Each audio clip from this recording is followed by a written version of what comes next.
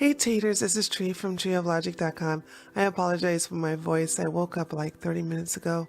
So I went news diving and I noticed that there's been an update on the story that I featured last night on the Sunday Madness Treehouse News live stream. And big twist. I thought that the child that was killed was black because the neighborhood was black. But there's a plot twist. He was white. Now, this is shocking because the neighborhood was black. And yes, it's in Dallas. And yes, Dallas is very blue. But now, I guess there's two things I have drawn from this.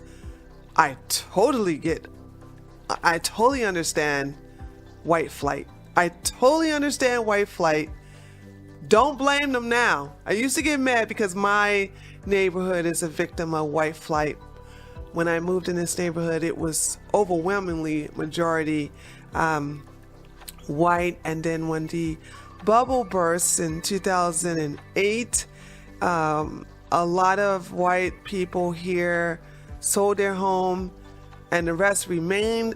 I think some have lost it. But then what happened was when the houses of the white people who sold their home, sold it to real estate agents who basically decided to rent it or sell it to people who wanted to make profit off of renting, and they began to rent it to Section 8. And then that's when the white folks who were still living here just decided to just go. And I got mad about that, but not anymore now because I understand it. Because like, why would I want to live around a black neighborhood when something like this could happen to any child, let alone an adult? But let me just, before I get into that scenario here, let's basically get an understanding of what happened. Let's look at this news broadcast from local news. By the way, even if he was black, okay, let's just be clear. Even if this little kid was black, it doesn't matter because the person that killed him was black. So it doesn't matter. You're not going to get this on national news. This is not going to be a Black Lives Matter protest. Nothing's going to happen because this is the wrong narrative. This doesn't fit the story. If the racists were reversed, then this would be all over Twitter, Facebook, all over Instagram, all over the local and national news media. This would be worldwide, and it would be called anything about, oh no, they're killing black children. The white supremacists killing black children. So it would fit that narrative. Yeah. So let's go ahead and watch the news here. An 18-year-old is in jail facing kidnapping charges after the body of a little boy was found on a southwest Dallas street. Terrence is live with details on that tragedy that certainly shook the neighborhood. Definitely did, Tim. And we're told those charges could be upgraded soon once that forensic evidence comes in. And that development could provide more answers into what happened in this case and also give more answers in this investigation. The police arrested Darren Brown in connection to this case. That 18-year-old is being held at the Dallas County Jail. As we first reported over the weekend, a 4-year-old child's body was found lying in the street. A woman found the child on Saddle Ridge Drive when she was on her morning walk. Police arrested Brown hours later, though it's not clear yet how they determined his connection. This is a sensitive case, and the police aren't releasing a lot of information at this time. Dallas police did work with the FBI response team to make this arrest. They also say that it was possible thanks to help from the public, so they are grateful for that as well. The police do believe that the boy's family lives in that neighborhood where he was found. It's unclear if the child was reported missing, and court records do show that that suspect was arrested last month on evading arrest. So we will continue to dig on this and try to get more information to you. Once we know more, we will share that information. I'm Terrence Friday for Good Day. Okay. An 18-year-old. Okay. So let's because they go into more detail in the article, so I'm going to read that article for you. Hold on, this is about to play again. A 4-year-old boy found dead in a Dallas street was kidnapped while he slept. His distraught mother said the boy, who suffered multiple wounds from what police say was an edged weapon, was identified Sunday by his mother as Cash Gernon. The happy-go-lucky boy was sleeping. He was sleeping in his bed when a suspect identified by cops as 18-year-old Darren Brown barged into his home through the back door and kidnapped him on Saturday, his mother said. The boy's grieving mother said she had no idea what allegedly led Brown to target her son, whose body was later discovered in the street by a jogger earlier Saturday. The teen suspect did not know Cash, his mother told the station off camera. So, once again, ladies, another case for having and defending our Second Amendment rights. I don't know how, and maybe the mother's a hard sleeper. I'm actually going to be generous to the mother and say, because there's no way somebody's going to break into my house and steal my child while my child is sleeping.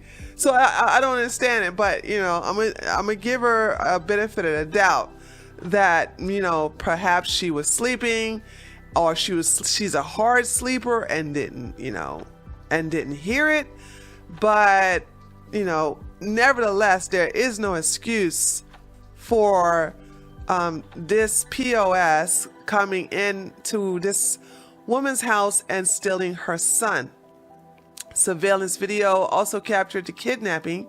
The boy's mother said investigators asked neighbors Sunday for any additional footage to help them piece together what happened.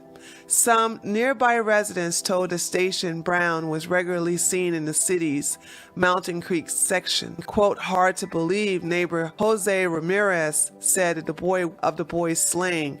I don't think Brown was in his right mind. Yeah, it's always, have you noticed this? Oh, he wasn't, look, he wasn't in his right mind. But if he was white and this little boy was black, we would be hearing this, oh no, white supremacists are killing black children. Oh my God, the Klan is at it again. And once again, like I said, I was so angry. I'm still angry because this is a child. But what I'm saying is that if there's a black child and it's killed by a black man, no one cares. Because it's black on black crime, and pointing out black on black crime is racist. But when it's a white child, well, that's just equally uninteresting to the mainstream media, because it doesn't fit the white supremacist narrative. Because how come we can't call him a black supremacist? Notice how there's no evidence when you see a white person killing a black person. There's no evidence of that being white supremacy. But it's always painted as white supremacy when that happens. But when a black person kills a white person, that's never looked at as racist or black supremacist. The thing about it is that children are free game no matter what color they are. There's no outrage over a black child being killed by a black person. Only outrage if a black child is killed by a white person. As a matter of fact, that goes for everything. It's only an outrage if a black child is killed by anybody white, or a black person killed by anybody that's white. So that's the narrative that we're having here. And I'm sick of it. I'm absolutely sick of it. I'm so tired of these double standards here. Okay, so let's go back to, but I just thought this was funny. Like, oh, I don't think he was in his right mind. How you know? Because black people are never in their right mind? Really? Is that the narrative we're coming? It's amazing. The bigotry of low expectation here by Jose. Cops scoured the neighborhood over the weekend after finding a boy's body, Ramirez said. Quote, they were back in the alley looking through trash containers to see if they could find any type of evidence. They went down the street and they spent a good time down there. Another resident, Katie Gullen, dropped off flowers at a makeshift memorial where the 4-year-old's body was found. Quote, it's just so sad that someone woke up this morning and lost their child without a warning. How do you throw away someone's body like he's nothing? He's someone's kid. They don't care. These people are animals. These people are absolute animals. And you just don't understand, like, I don't understand how, see, here's the deal. We as black people, especially a black person like myself, I am very forthcoming about this.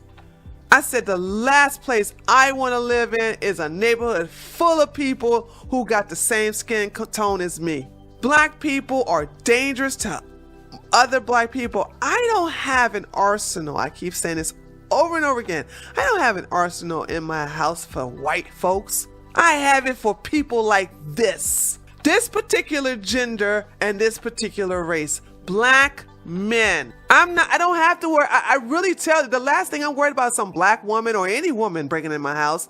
And the last person I'm worried about is some white man breaking in my house. But black men, oh, you know, they're at the top of my list, baby. They're at the top of my list. Cash twin brother is now in state custody. So he has a twin brother. So this is a twin. I'm sorry, guys. I guess I'm reading this the first time. I didn't go through this. I just saw it and I decided to turn on the camera and give you my raw emotions, but I had no idea. I thought this was the only child, the way they were talking, but no, this is a twin. So the brother of this child is going to have some psychological issues because his brother was kidnapped and killed. Dallas police said in a statement Sunday that Brown has been charged with kidnapping and theft. Additional charges are expected in the homicide investigation following a forensic analysis, authorities said. Brown was being held Monday at the Dallas County Jail on a $750,000 bond. Records show it's unclear if he's hired an attorney who could comment on his behalf. I doubt it. The boy, who wasn't identified by authorities, was found shirtless and shoeless in the street and likely died before 5 a.m. Saturday. We are shocked. We are very angry about what has happened to the small child. Brown was busted for evading arrest in late April. Yeah, that doesn't surprise me. I told you they did a study based upon police records, and it was determined that 85, I think it was 86% to be precise. 86% of the time, black folks resist arrest. Oh, but we're gonna blame the police though, right? We're gonna blame the police. It's the police fault. We need to reform the police is what these stupid people are always saying, right? We don't have to tell these niggas to stop resisting arrest. Oh, how about stop committing crime? How about complying? No. We ain't gonna do that. We're gonna do it. It's the police fault that they resist arrest. Imagine. It's the police fault that these monkeys resist arrest. Well, there go my monetization out the window. I'm angry now. I'm getting angry. All right. Fuck it. I'm not even gonna try to monetize this goddamn video. You know what I'm saying? I'm so sick of this bullshit. All right. Let's see. He was stupid nigga was busted for evading arrest. Court documents show he lived with his parents just a half a mile from where the boy's body was found. Brown's stepfather, meanwhile, declined to speak when reached for comment. Oh, stepfather, yeah. Biological father never was around, right? Common practice. Common thing. Mother, ratchet, can't even control her fucked up son. So she married a man who was like, she should be lucky that a man would want to marry her bitch ass with this piece of shit.